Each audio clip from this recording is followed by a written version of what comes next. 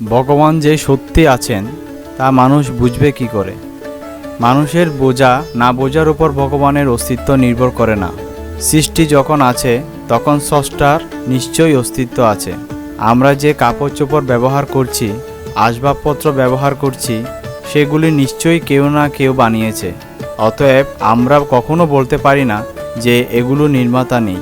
যখন কেউ কোনো ব্যক্তি বা স্থানের ছবি বা নকশা দেখায়, সেই ব্যক্তি বা স্থানের বর্ণনা দেয়, সেই ব্যক্তির বা স্থানের নানাবিধ কাহিনী আমরা শুনতে পাই, তখন সেই ব্যক্তি বা স্থান আমরা না দেখলেও তার অস্তিত্ব আমরা হৃদয়ঙ্গম করি।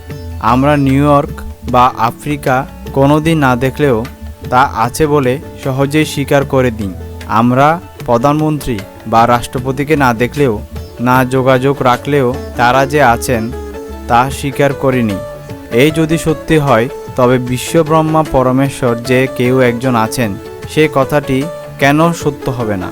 যখন মুনি ঋষিগণ, ভক্তগণ ভগবানের ধাম, নাম, রূপ, গুণ, লীলাবিলাসের যাবতীয় কাহিনী ও চিত্র নকশা প্রদান করে গেছেন, অবশ্যই ভগবান বলেছেন, ভক্তা মাম অভিজানাতি, ভক্তরা আমাকে জানতে পারবে।